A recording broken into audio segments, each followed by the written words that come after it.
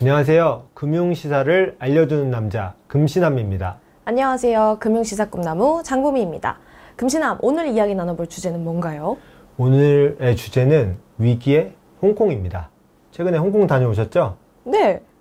홍콩에서 위기 전혀 못 느꼈는데 너무 즐겁게 여행하고 왔습니다. 이번에 첫 홍콩 여행이시지 않나요? 네, 맞아요. 이 홍콩은요, 아시아에서 볼 수 없게 굉장히 이국적인 문화를 많이 가지고 있잖아요. 저는 가서 굉장히 만족하면서 여행을 했는데, 이렇게 얘기하면 좀 하수인 것 같고요. 여기가 금융시사 특강이라는 걸 생각해 본다면 아무래도 홍콩 하면 많이 이슈가 되고 있는 중국 반환 때문에 홍콩의 어떤 경제적인 어려움에 빠져 있는 상황을 얘기하고 싶어 하시는 건가요? 네, 맞습니다. 아무래도 금융시사 특강이기 때문에 네. 그런 점이 있겠죠. 네. 눈치가 굉장히 빠르십니다. 네. 네, 홍콩은 중국과 지리적으로 가까우면서도 영국의 통치를 받아서 비교적 자유로웠고요. 그리고 영어로 의사소통이 가능한 지역이기 때문에 글로벌 기업의 아시아 본부로 굉장히 큰 사랑을 받아왔었죠. 맞아요. 제가 또 보니까요. 그때 홍콩이 내세웠던 어떤 슬로건이 우리는 중국과 가깝지만 너무 가깝지는 않다라는 이야기를 했었다고 들었어요. 이런 얘기들이요. 글로벌 기업에게 홍콩이 왜 매력적일 수밖에 없었는지를 잘 알려주는 것 같습니다. 근데 홍콩이 중국에 반환되는 것에 대해서 홍콩 사람들 역시도 굉장히 부정적이었던 걸로 제가 기억을 하거든요. 그렇죠. 네, 1997년에 영국이 홍콩을 반환한 이후 중국은 빠른 속도로 중국의 정치와 문화를 홍콩에 이식했었죠. 홍콩이 점차 중국 스타일로 변하게 되자 홍콩 로컬의 여론이 굉장히 좋지 않았습니다. 2020년 홍콩에서는 광범위한 반정부 시위가 이어지기도 했는데요. 중국은 반정부 시위를 힘으로 누르고자 공산당에 대한 반대 의견을 낼 경우 처벌할 수 있는 국가보안법을 제정하기도 했습니다. 이 중국의 관리와 경비가 이렇게 삼엄하면요. 글로벌 본부들이 홍콩에서 철수하는 건 당연한 결과일 것 같은데요. 이렇게 글로벌 기업들이 더욱더 눈치를 볼 수밖에 없는 어떤 심각한 사태를 알려주는 구체적인 사례가 있을까요? 네, 최근에 그런 사례들이 굉장히 많은데요. 제가 한 가지 말씀드리고 싶은 사례는 미국 바이든 대통령이 미국 해외 투자에 대한 행정명령을 통해서 홍콩을 중국 본토와 함께 투자를 피해야 하는 국가로 지정했습니다. 엄격해진 국가 안보 관련 법률, 중국의 글로벌 기업 규제, 미국, 중국 간 긴장 고조 등 홍콩은 이제 중국과 크게 구별되지 않는 하나의 도시처럼 생각이 되죠. 앞서 몇 가지 지금 홍콩의 위기 원인을 말씀해 주신 것들 중에 중국의 글로벌 기업 규제가 있었습니다. 실제로 이 중국 본토에서 글로벌에 강력한 법적 조치를 취한 사례가 또 있다면서요?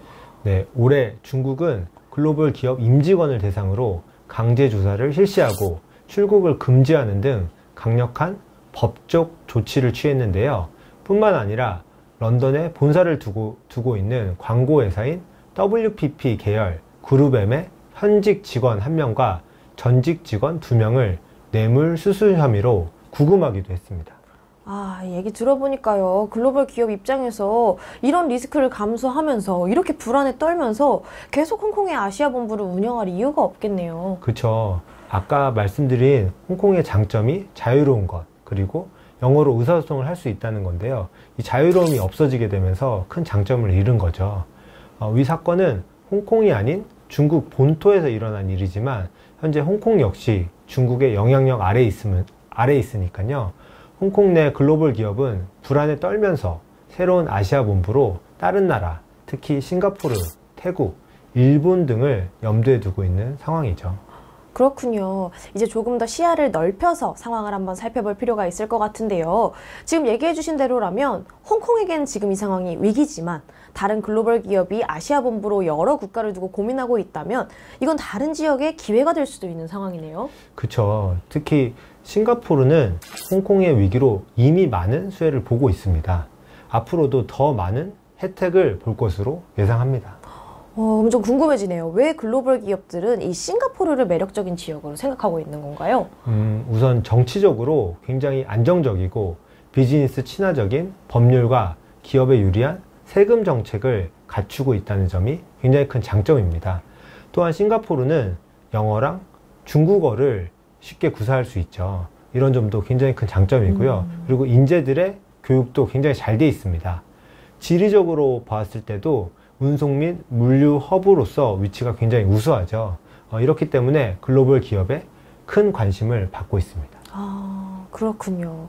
이 앞서 글로벌 기업들이 아시아를 본부로 염두하고 있을 때 싱가포르뿐만 아니라 태국과 일본도 염두하고 있다고 얘기를 해주셨어요.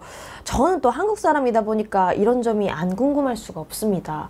사실 요새 한국 역시 K 콘텐츠로 전 세계적인 관심을 받고 있는 상황이잖아요. 이 한국이 글로벌 국가의 아시아 본부로 발돋움할 수 있는 가능성은 별로 없는 걸까요?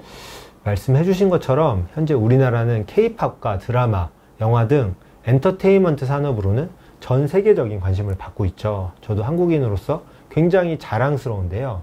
그러나 비즈니스에 있어서는 아직 우물안 개구리와 같다는 생각을 많이 합니다. 물론 삼성이나 현대 뭐 이런 것 같이 글로벌 기업이 있긴 하지만 국내 비즈니스 환경만 생각한다면 조금 많이 부족한 것 같습니다. 구체적으로 어떤 점이 이 싱가포르가 이전에 홍콩 그리고 태국, 일본들과 비교를 했을 때 부족하다라고 생각하시나요?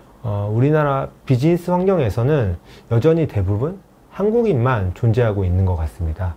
글로벌 기업이 들어온다고 해도 문화와 언어 장벽 때문에 의사소통을 원활하게 할 수 없다는 큰 단점이 있죠. 또한 한국만의 독특하고 복잡한 비즈니스 환경 역시 글로벌 기업이 정착하는데 큰 어려움으로 작용할 수 있습니다. 싱가포르와 달리 비즈니스에 친화적이지 않은 법률과 정책 역시 글로벌 기업 입장에서는 복잡하고 엄격하다고 느껴질 수 있겠죠. 네, 그럴 것 같아요. 또 우리나라는 여전히 분단의 이슈를 안고 있는 지역이기 때문에 북한에 위협이 있을 수도 있다는 우려가 또 부정적으로 작용하지 않을까 싶습니다. 근데 이 북한의 위협이야 우리가 어떻게 할 수 없는 부분이잖아요. 근데 금신남께서 말씀해주신 문제들은 시대에 발맞춰서 이 글로벌 비즈니스에 유리한 법률도 좀 갖춰보고 복잡한 비즈니스 환경을 간결하게 가져가면서 노력해볼 수 있는 부분이지 않을까 싶은 생각이 드네요. 네, 저도 그렇게 생각합니다. 한국은 엔터테인먼트 산업에서 볼 수 있었듯이 굉장히 많은 장점을 가지고 있죠. 하지만 비즈니스 환경에서 보면은 조금 아쉬운 부분이 있는 것 같습니다. 제가 아까 말씀드린 몇 가지 사항만 개선이 된다면 충분히 많은 글로벌 기업들이 한국에 들어와서 산업을 할 수 있을 거라는 생각을 합니다. 앞으로 한국이 이런 점을 개선해서 더 많은 글로벌 국가들이 한국에서 영업하는 것을 봤으면 좋겠습니다. 네, 저도 정말 그렇게 되기를 간절히 바라봅니다. 오늘은 이 중국 반환으로 경제적인 위기에 빠져 있는 홍콩과 홍콩의 위기를 틈타 기회를 엿보고 있는 다양한 아시아 국가들에 대한 이야기를 한번 들려드렸는데요. 오늘의 주제가 도움이 되셨다면 앞으로도 많은 관심 부탁드리겠습니다. 네, 지금까지 금융시사를 알려주는 남자 금신남, 금융시사 꿈나무 장봄이었습니다. 감사합니다.